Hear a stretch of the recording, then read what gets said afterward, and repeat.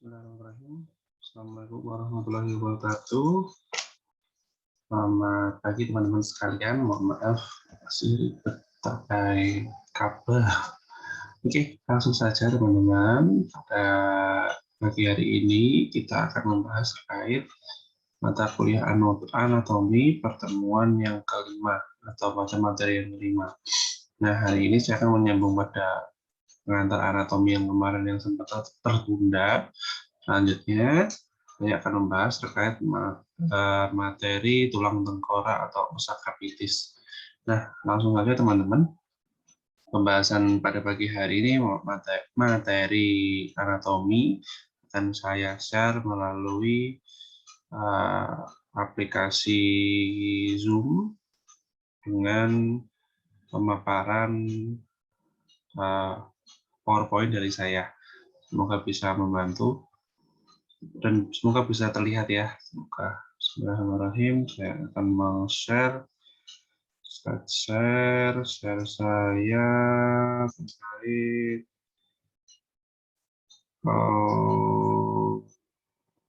oke, ini aja.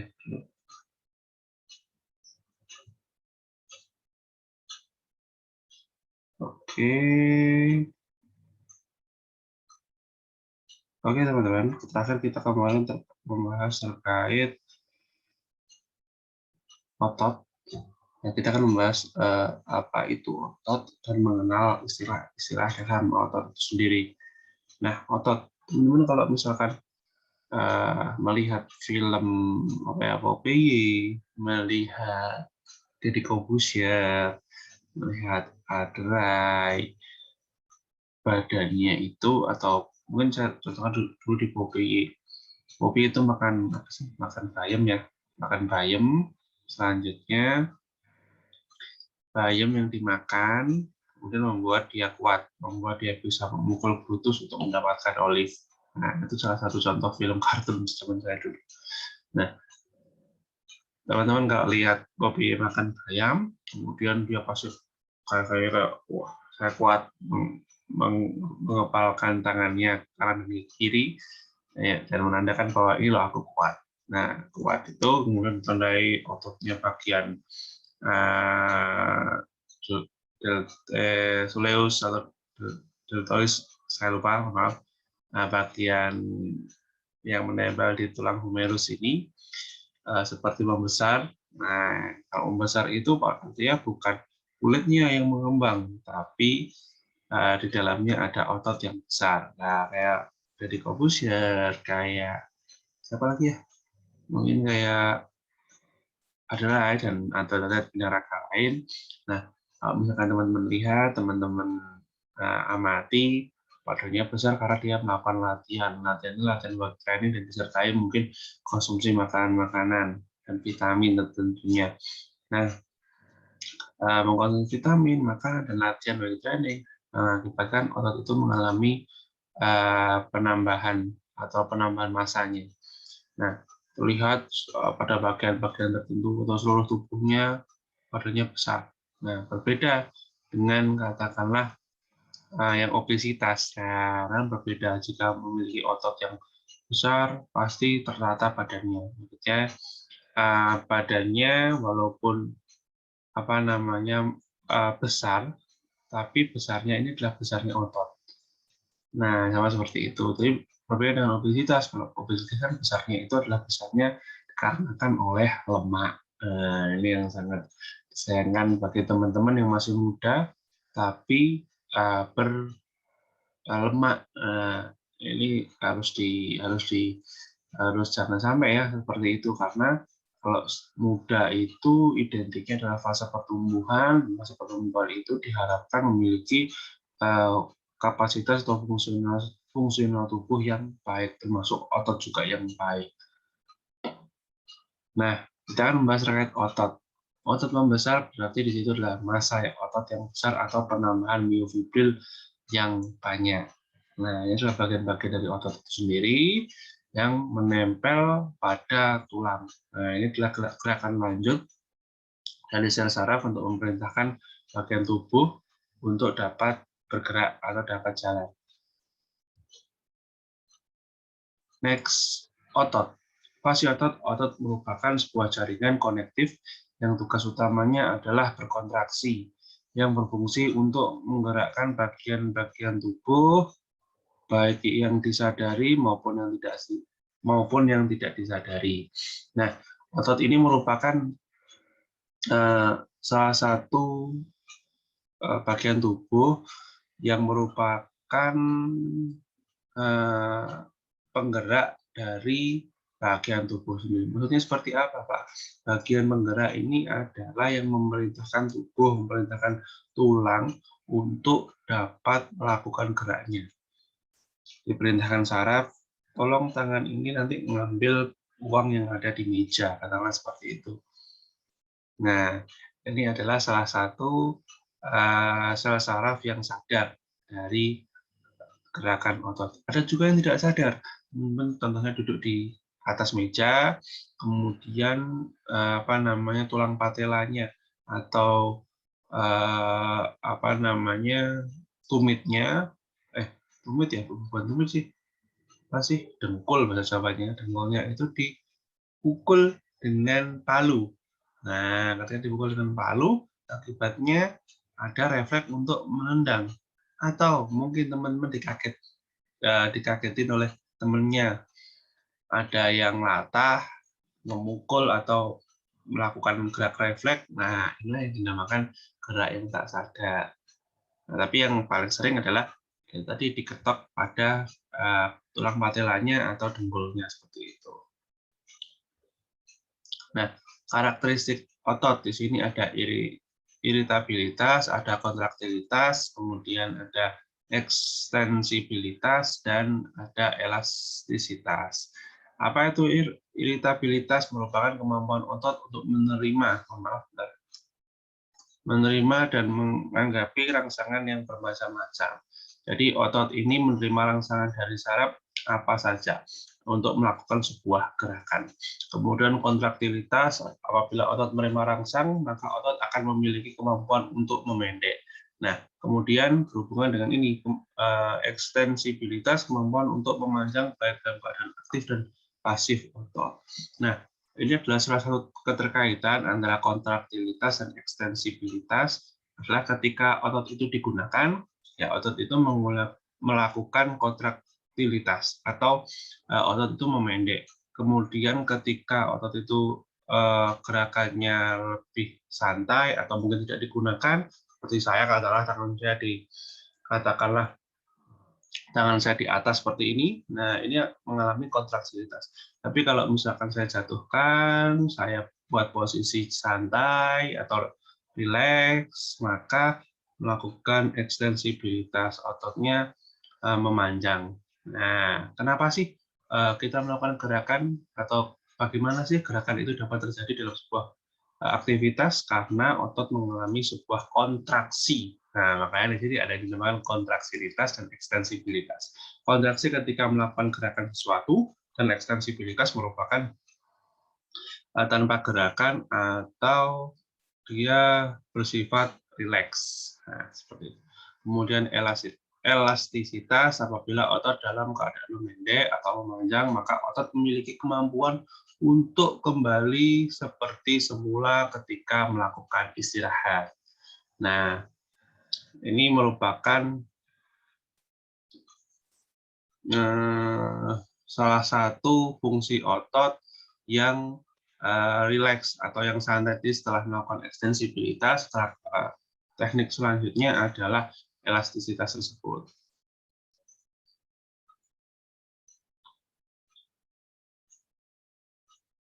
Kemudian, mohon maaf sebentar. Macam-macam otot. Ada 3 macam otot, yaitu otot lurik, atau otot rangka, otot jantung, dan otot polos. Nah, ketika kita berbicara terkait otot lurik, pengertiannya adalah otot yang menutupi kerangka manusia, atau otot ini menempel pada kerangka yang digunakan untuk pergerakan. Nah, ini adalah otot yang menempel pada seluruh tubuh, ya. Yang saya gunakan contoh tadi yang di awal. Kemudian beberapa bagian tubuh seperti tangan, kaki, kepala, ini adalah salah satu dari contoh otot lurik.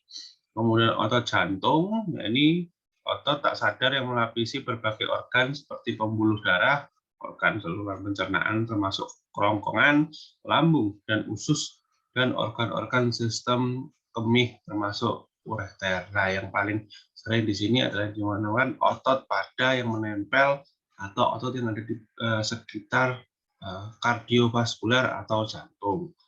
Nah, teman-teman kalau misalkan melihat jantung itu kalau misalkan bekerja melakukan kontraksi dan fase fase dilatasi ya Mas. Jadi fase mengembang dan memendek atau mengempis. Nah, ini pergerakan itu terjadi karena jantung melakukan pompaan darah ya ketika mengembang, jadi mendorong seluruh darah ke seluruh tubuh. Ketika mengempis, kemudian jantung itu melakukan isian atau melakukan pemenuhan volume sehingga dapat melakukan gerakan kontraksi tadi. Nah, selanjutnya di otot jantung ini kurang lebih membuat atau membantu jantung itu melakukan aktivitasnya, ya. Jadi sangat berbeda dari otot-otot yang lainnya. Maka untuk otot jantung ini adalah membantu dari dari kerjanya jantung itu sendiri. Kemudian next ada otot polos, jadi jenis otot lurik yang tidak sadar yang ditemukan di dinding-dinding jantung. Nah, ini salah satu juga otot yang ada di jantung. Nah, tapi tidak sebanyak pada otot jantung ya, karena yang lebih banyak atau yang terdapat pada jantung itu yang paling banyak adalah otot jantung atau tipe dari otot jantung itu sendiri. Fungsi otot pada manusia yang pertama adalah menghasilkan gerakan rangka, ya jelas karena melakukan, mohon maaf sebentar saya push sebentar ya, mohon maaf saya push sebentar.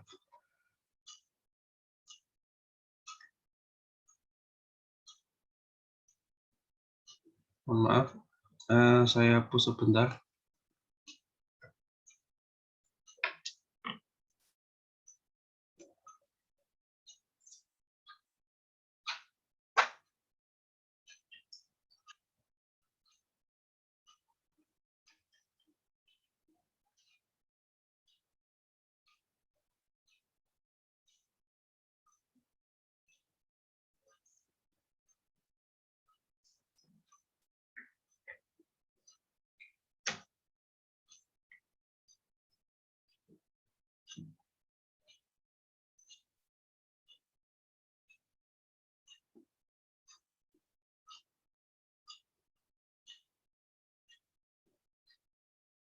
Oke, mohon maaf, kita kembali lagi.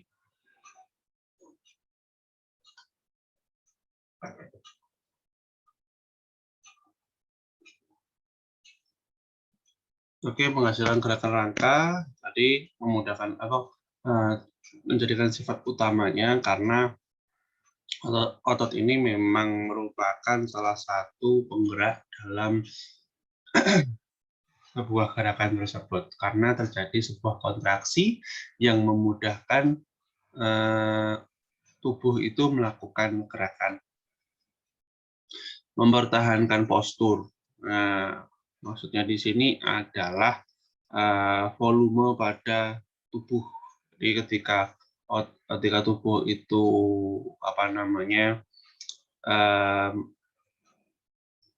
berdiri atau posisi melakukan aktivitas yang lainnya, maka otot ini merupakan penegak postur tersebut. Nah, teman-teman melakukan aktivitas hanya duduk atau berdiri saja, ini merupakan salah satu aktivitas dari otot tersebut. Ketika kita berdiri, memang ada ketika berdiri itu baik otot tangan, kemudian pada lengan ya, pada lengan secara keseluruhan, otot pada punggung, itu memang mengalami relaksasi, tidak mengalami kontraksi, memang tidak bergerak. Tapi kalau misalkan tangan Anda Anda gerakkan ke depan, ke belakang, ke depan, ke belakang, nah ini mengalami kontraksi. Atau ketika teman-teman itu berdiri, tapi pada tulang yang menempel pada tungkai bawah atau gastrocnemius, ini salah satunya ya, gastrocnemius ini mengalami sebuah kontraksi, jadi memudahkan Anda untuk berjalan.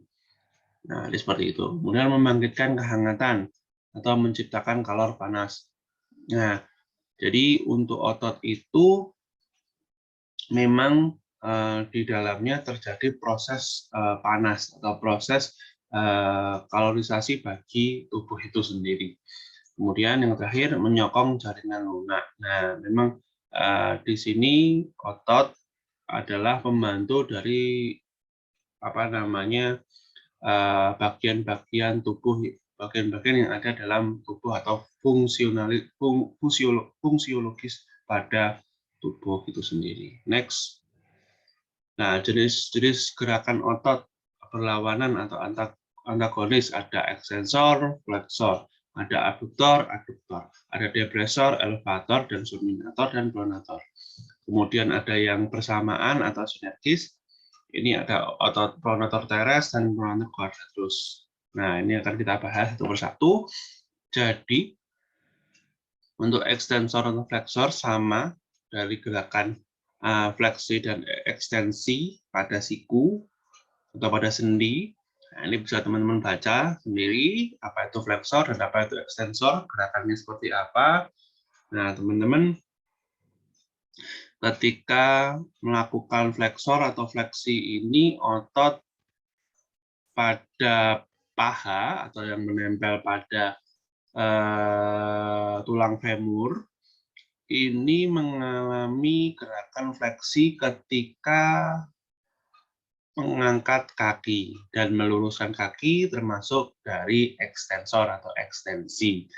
Next, ada aduktor abduktor. Ini adalah ketika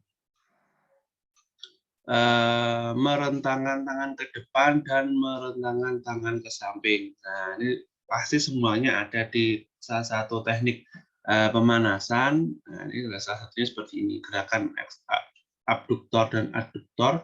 Ini pada otot adalah contohnya seperti merentangkan tangan ke depan dan merentangkan tangan, memindahkan ke depan ke samping itu sendiri. Ada depressor ekstensor, contohnya adalah ketika menekuk pada atau mengarahkan atau menoleh ke bawah kepala, kemudian menoleh ke atas ketika elevator atau elevasi. Kemudian supinator merupakan gerakan otot ketika melakukan telungkup atau menadahkan atau menghadapkan pada bagian tangan ke bawah dan ke atas dinamakan supinasi atau supinator. Nah, ini adalah gerakan yang bersamaan, jadi gerakan ini saling terkait seperti pada tulang tangan atau lengan bawah pada radius dan ulna. Di sini menempel pronator quadratus dan pronator teres. Teman-teman bisa meraba pada pergelangan tangan ini di bawahnya ada yang dinamakan tulang pronator quadratus yang menghubungkan antara radius dan ulna. Kemudian ada lagi pada bagian humerus itu yang atas, pada bagian lengan atas ini menempel dengan pada bagian radius ulna ini ada otot yang dinamakan pronator teres. Ketika teman-teman melakukan gerakan radius ulna atau lengan bawah ini tanpa diperintah atau mungkin menjadi gerak lanjutan, pada lengan atas ini juga melakukan kegiatan secara bersama. Jadi ketika diam nggak mungkin ini tidak bergerak. Nah, ini pasti terjadi seperti itu. Next, manfaat anatomi. Nah, ini setelah kita membaca tadi atau kita belajar terkait anatomi, jadi kita mengetahui anatomi ini mengenal struktur tubuh manusia yang nantinya dibutuhkan dalam pengembangan keilmuan. Kenapa Pak anatomi ini penting? Satu, yang pertama adalah teman-teman memfasilitasi besok mata kuliah ke depannya. Ada fisiologi, ada massas, ada biomekanika, dan lain-lainnya. Karena saya di sini mengampu fisiologi dan biomekanika, atau semester depan itu saya mengampu fisiologi dan biomekanika, pelajaran anatomi ini sangat penting diketahui, sangat penting dipelajari, karena ini merupakan salah satu, bukan prasyarat sih sebenarnya, tapi merupakan satu ilmu dasar untuk mempelajari mata kuliah lanjutannya. Mempelajari anatomi, ya tadi sudah kita bahas, atau kemarin sudah kita bahas bahwa mempelajari anatomi itu tidak hanya teman-teman mengetahui dengan cara melihat video, kemudian melihat gambar, tapi teman-teman juga meraba. Memang kita belum punya fasilitas terkait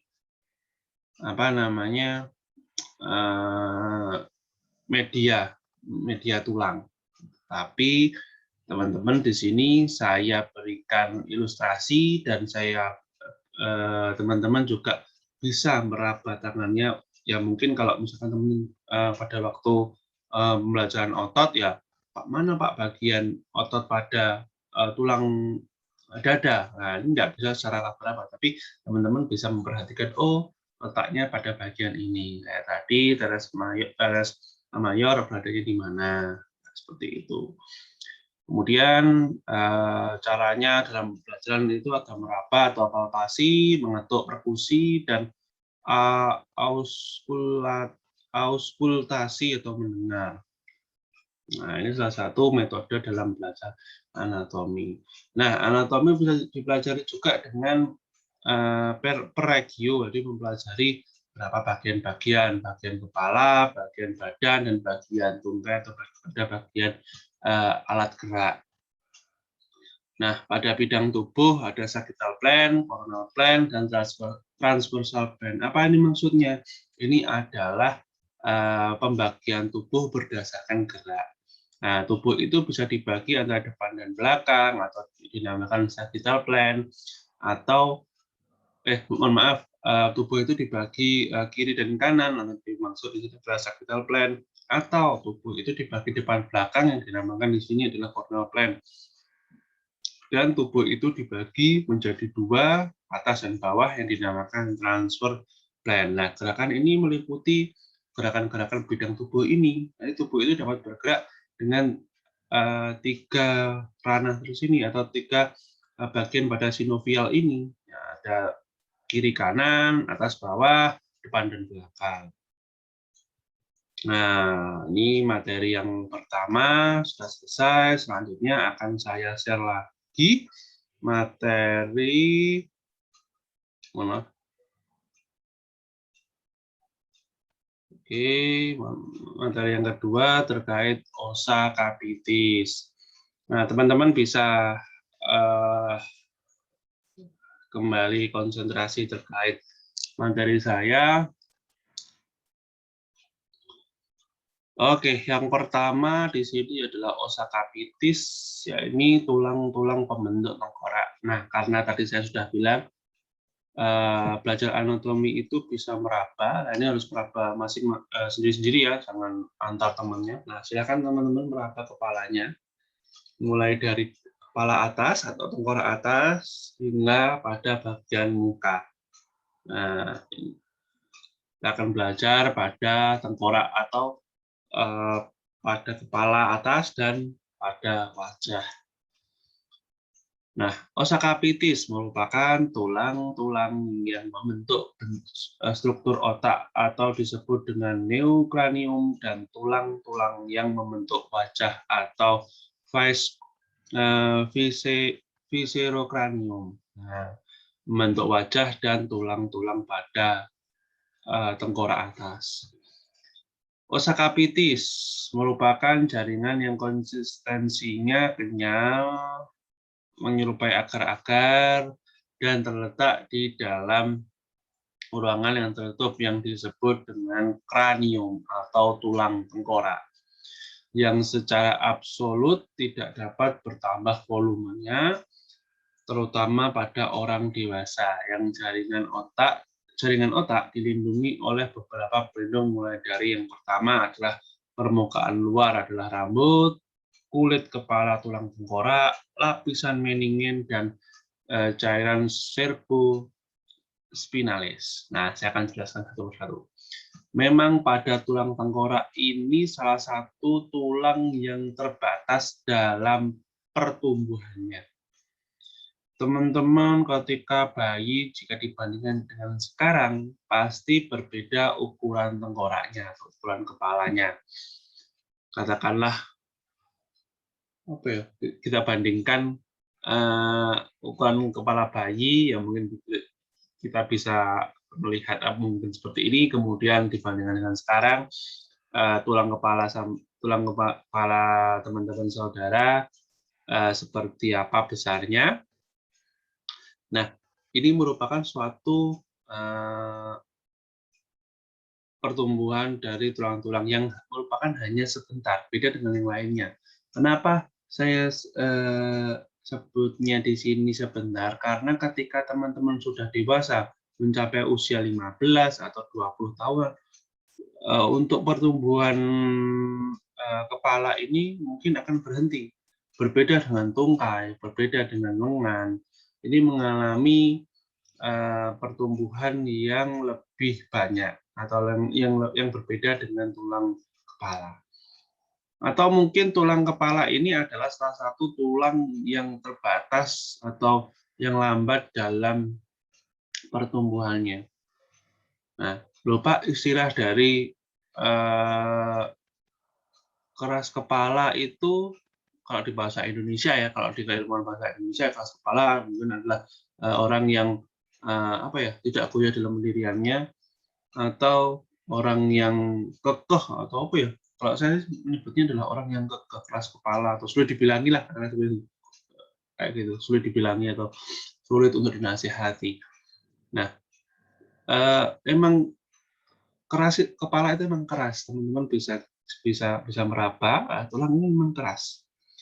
Nah, tapi kerasnya tulang ini memang ada cederanya atau memungkinkan untuk cedera. Nah, teman-teman kalau naik sepeda motor, naik kendaraan, itu mengapa sih harus pakai helm? Walaupun tulang kepala tulang kepala kita keras, ketika atau misalkan ya amit-amit dengan bayi kita mengalami insiden kecelakaan, baik itu motor atau sepeda, katakan seperti itu. Kalau mobil gimana Pak? Ya sebenarnya mobil itu harus sih menggunakan helm, ya karena ya amit-amit ya kalau nanti bisa kecelakaan atau mengalami cedera, nah ini nanti menjadi permasalahan. Nah, teman-teman naik motor, berkendaraan motor itu sebaiknya harus menggunakan helm.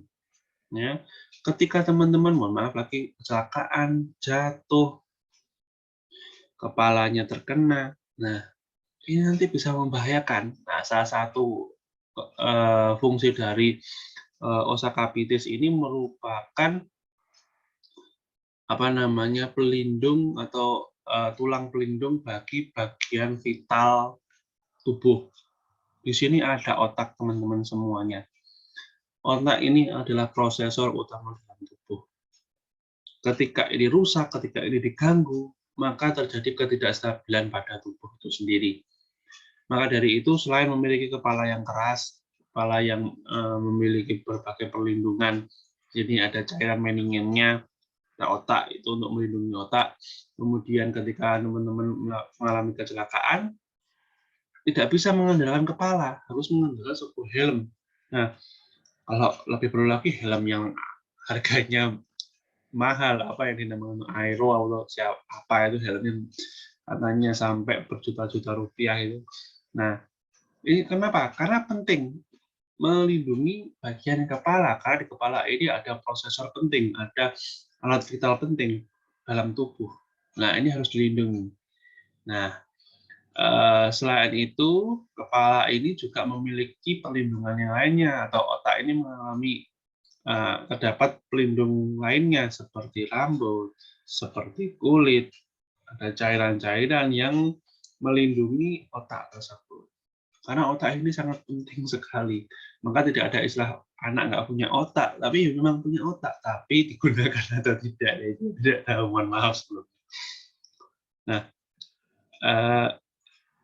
jadi penting sekali tulang pada tengkorak ini untuk melindungi otak pada manusia, atau setiap manusia. Nah, teman-teman kalau ingat dulu, kalau ingat nggak boleh sih, tapi kalau teman-teman meraba kepalanya adiknya, kepala anaknya, atau kepala anak saudaranya, ketika kecil, ketika baru lahir, lihat, ketika Anda meraba, jangan kamu remas-remas, tapi diraba, kemudian dicek, pasti agak sedikit lunak. Nah, karena tulang pada masa anak-anak ini masih mengalami pertumbuhan atau mengalami tumbuh kembangnya, sehingga tulang masih agak sedikit empuk. Nah, begitu berjalannya usia, berkembang, mulai dari usia 2 bulan, 3 bulan, 4 bulan, 5 bulan, 1 tahun, maka sedikit mengeras. Walaupun ada yang masih sedikit empuk atau masih belum mengeras. Nah, tapi jangan dipencet, cukup diraba saja untuk melihat, oh ini masih belum keras. Nah, ini nanti usia 2 tahun, 3 tahun semuanya akan menjadi keras karena mengalami perkembangan itu sendiri. Mengalami pertumbuhan itu sendiri. Nah, ada yang bilang juga tulang anak-anak itu,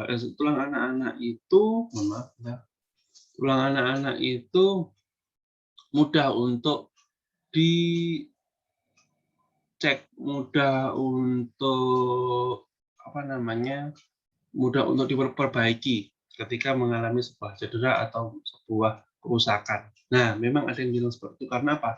Itu tadi, karena tulang pada masa anak-anak ini masih bisa diperbaiki atau bisa disembuhkan karena masih lunak dan masih mengalami pertumbuhan, sehingga menjadi mudah untuk mengalami atau melakukan pengobatan atau pemulihan. Jadi dengan dewasa memerlukan waktu dan sangat sulit. Karena apa ya? Sudah keras atau sudah tidak lunak lagi. Next. Nah, ini adalah merupakan salah satu pelindung atau salah satu bagian tulang ya yang ada pada kepala. Bisa lihat ini adalah cairan Meninges atau cairan pelindung otak yang pada bagian biru ini. Jadi inti dari gambar ini adalah lihatlah tulang tengkorak atau otak Anda dilindungi cairan dan tulang-tulang yang ada di sekitarnya. Nah, ini otak teman-teman semuanya. Lapisan yang berwarna biru itu adalah cairan yang melindungi otak. Jadi selain tulang yang keras, ya, skull bones, ini teman-teman bisa lihat skull bones, kemudian dilapisi juga durameter, dan ada cairan yang melindungi otak tersebut yang berwarna biru ini. Nah, silakan melakukan presensi. Berikut merupakan presensi. Lihat tanda bacanya.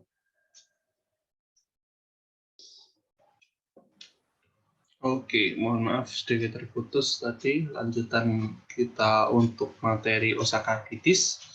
Saya akan lanjutkan.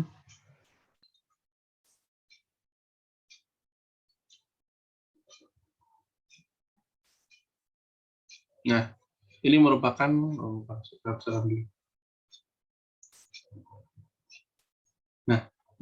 salah satu salah satu contoh potongan dari tulang tengkorak kita atau tulang kepala kita untuk melindungi pada bagian otak. Nah, cairan biru ini adalah cairan yang melindungi otak pada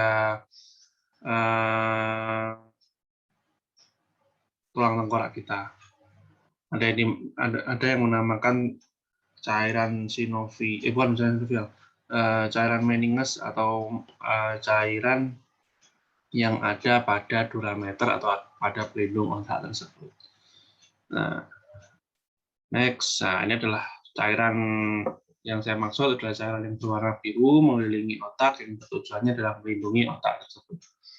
Teman-teman kalau mau melakukan aktivitas heading bola atau melakukan perenggangan kepala ini melakukan goyahan atau melakukan gerakan sehingga lapisan-lapisan yang ada di dalamnya atau tulang pelindungnya pada otak ini melindungi otak tersebut ketika melakukan aktivitas tersebut. Ketika kepala terbentur dengan bola, ketika kepala itu terbentur dengan sesuatu yang mungkin benturannya tidak terlalu keras, ya misalkan mohon maaf, ada kedaduk aja, kedaduk kedaduk ubin, kedaduk tembok, seperti itu, ya mungkin nanti tidak terjadi apa-apa, ya tidak menyebabkan hilang ingatan atau pusing, tapi di situ otak kita atau tulang kita melindungi otak dari benturan tadi. Nah, ini presensi, silahkan teman-teman masuk dalam presensi tersebut sehingga bisa mengaksesnya.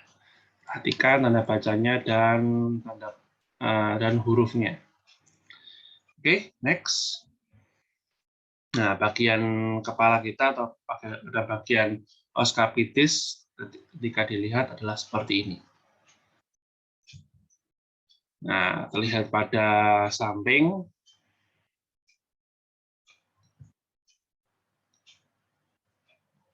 di atas, pada bagian belakang, dan pada bagian bawah. Nah, teman-teman, berikut salah satu bagiannya. Jadi, teman-teman, di tulang tengkorak atau oskapitis ini terbagi menjadi dua, yakni os cranialis dan os facialis. Cranialis ini tengkorak atas atau kepala atas, kemudian os facialis ini adalah tulang pada wajah. Teman-teman bisa meraba wajahnya masing-masing. Ini termasuk ada tulang keras di sini, dan yang dinamakan adalah tulang facialis. Nah, terdapat beberapa bagian yang ada pada tulang facialis yang namanya nanti akan saya jelaskan. Tulang tengkorak, ini tulang yang secara keseluruhan melindungi pada bagian otak teman-teman sekalian. Di tulang cranialis atau tulang tengkorak atas terdiri dari os capitalis, frontal, parietal, temporal, sphenoidal, dan ethmoidale. Ada pada bagian pada tulang tengkorak tersebut atau tulang os cranialis. Nah, letaknya ini os frontal itu ada pada dahi, sphenoidal itu pada kelopak mata, dan ethmoidal itu berada pada pangkal hidung atau tulang pada hidung. Lihat ya teman-teman, pada tulang hidung atau pada ethmoidal, memang kalau Anda raba tulang Anda ini tidak keseluruhan atau hidung ini tidak secara keseluruhan menutupi hidung. Nah, bisa dilihat ini pada bagian bawah ini atau bagian ujung atau bagian tengah ini mengalami atau tidak ada tulangnya. Sama seperti ini. Nah, jadi untuk tulang hidung ini tidak 100% menutupi hidung ya tulangnya, tapi di situ ada bagian yang tidak ada tulangnya. Facialis atau tulang wajah terdiri dari maxilla, platinum, nasal, lacrimalis, zygomatikus, dan mandibula. Nah, pada bagian tersebut ada pada seperti ini. Teman-teman bisa melihat di mana itu os maxilla ada pada rahang atas, os mandibula rahang bawah, dan lain-lainnya. Maaf, sebentar.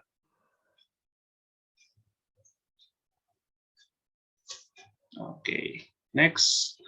Os capitis tampak dari atas, terdiri dari sutura sagittalis antara parietal kanan dan kiri, sutura lamboida antara os parietal dengan os capitalis, occipitalis, maaf.